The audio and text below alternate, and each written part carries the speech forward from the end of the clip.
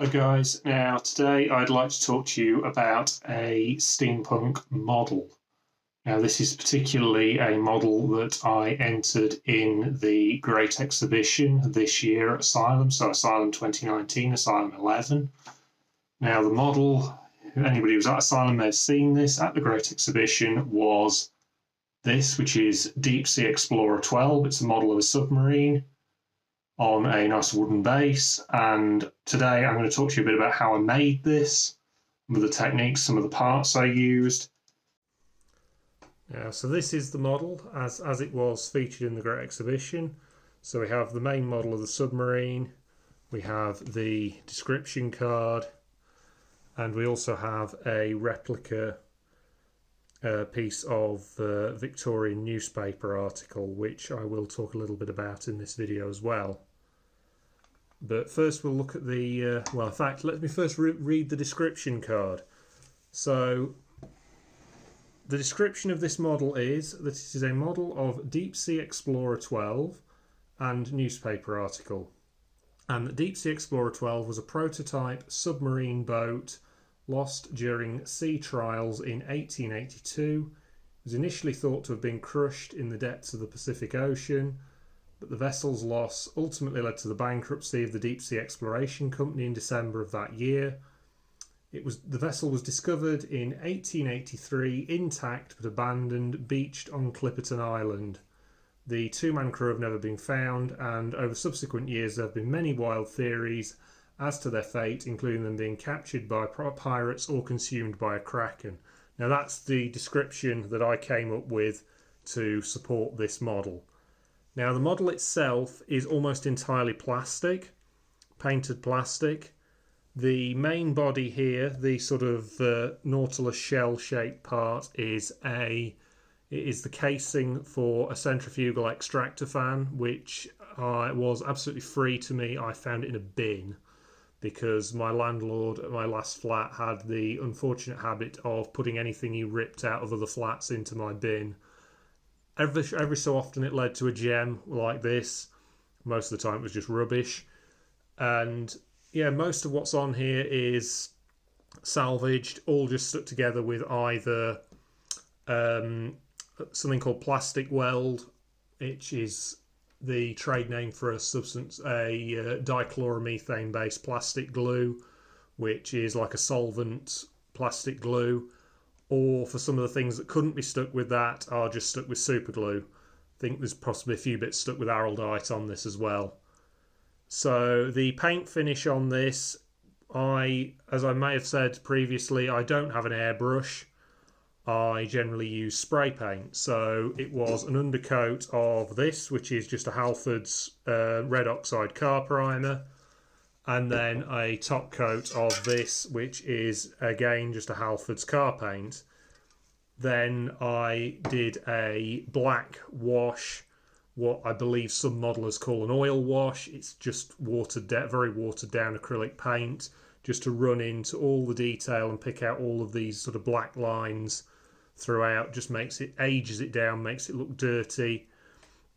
The decals on this, the number 12s, the little stars, little info panels down here, are just a mixture of things that I had left over. So they are, I think the number 12s are from a Revel 1/72 scale helicopter kit.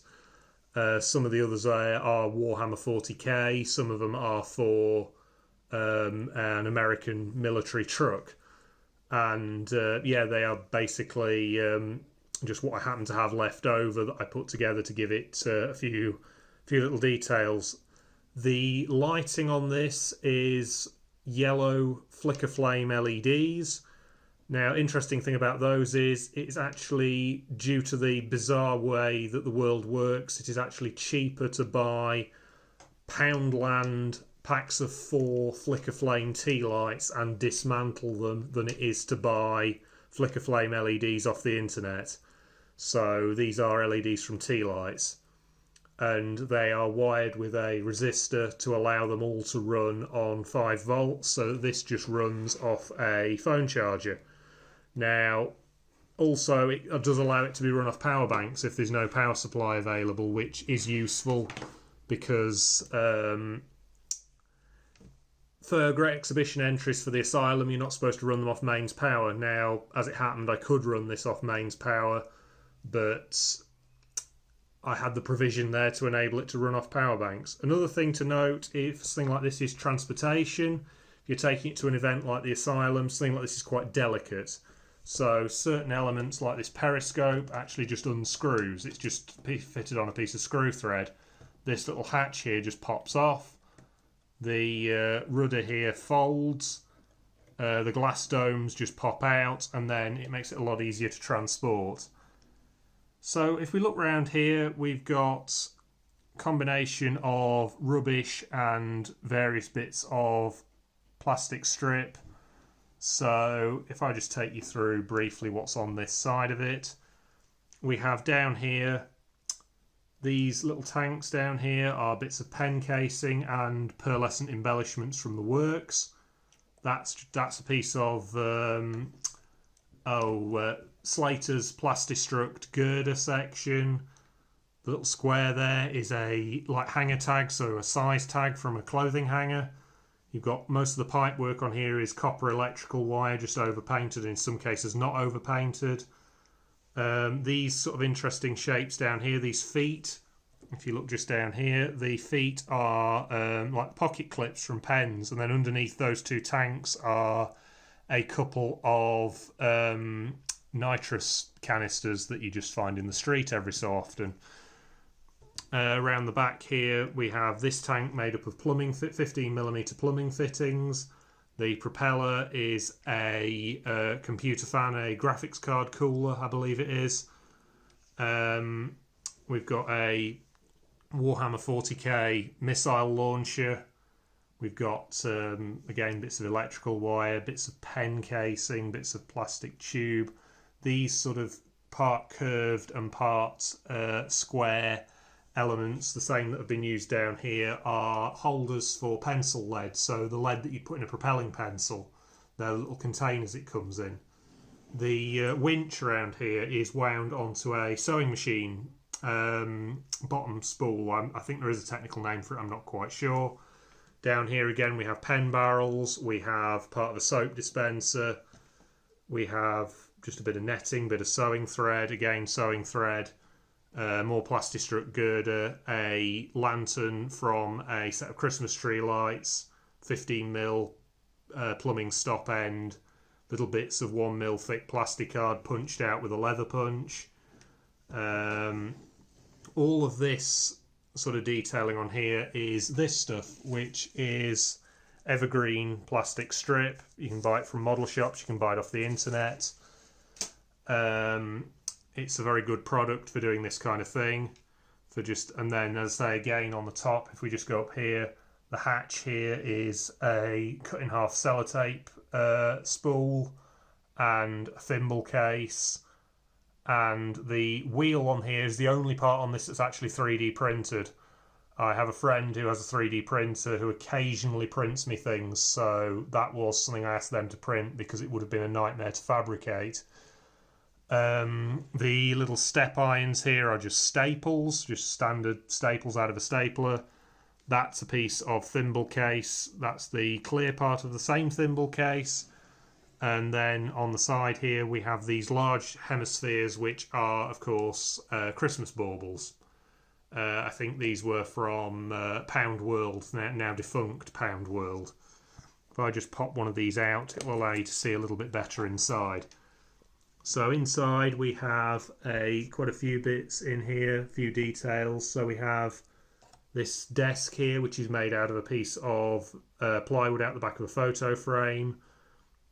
Teacup is it's a charm, bracelet type charm. Maps are just printed off on a standard printer and then folded and unfolded to give them that realistic crease. The ship's telegraph here is just like a little novelty miniature thing that was from a gift shop. Then in the back here we have the seats are from a 1/18th scale model car. I believe it was James Bond's Aston Martin that was very badly damaged. Wallpaper is Doll's House wallpaper, William Morris wallpaper, because of course you'd have a wallpapered submarine. you may guess some of the influence for this was a little bit Wallace and Gromit, especially Grand Day Out, the rocket ship in Grand Day Out. The nice little frosted shade up here on the light is a anti-vibration bearing out of a DVD burner. And I'll just spin this all the way around actually and pop the other hemisphere out to allow you to see in from the other side to see the nice little bookshelves here. Now on the bookshelves we have a set of binoculars, again just a charm bracelet charm, and the books on there are checkbook stubs, just cut down to give the little pages. And then we have the floor here, tread plate is out of a 1/32 scale armoured personnel carrier. We have these little wheels are just more little charm bracelet charms painted up. The steering wheel is tiller bar there is part of it's two Christmas cracker little miniature bowling pins chopped in half and then glued back together and then painted with a wood effect. And then just again on this side, again mainly just pen casings and things like that to build up on the outside, and just bits of wire. And yeah, so that's pretty much the submarine itself covered. So we'll just move on to this little newspaper article that I produced to go with it. So this is in a genuine, I think it's 1920s photo frame that I picked up from a charity shop. The newspaper article itself is it's printed onto actual newspaper. I managed to buy. You can buy blank newspaper off eBay. I tea stained it, I say tea stained, more coffee stained actually to make it old. And then I got some newspaper fonts. Now these are from the H.P. Lovecraft Society. I don't think they're available anymore. They did have a free download of fonts, free for non-commercial use. So this is fonts from the H.P. Lovecraft Society, which are based on actual 1920s newspaper articles. Now there is also around here, look, you can see just the tips of other articles, which are genuine Victorian articles that I just pulled off the internet. And then, of course, on the back we have a load of adverts, again just pulled off the internet to make it look more like it is actually a piece of newspaper. Yeah, so that's that. And then this again, the description card, this is just some parchment type paper and a piece of black card and photo corners just to give it that sort of nice weighty old effect. The submarine itself is based onto a piece of, I think it's oak, which I've just stained to match the picture frame because the picture frame was already stained. And yeah, so that's pretty much the submarine, the model that I entered in the Great Exhibition last year.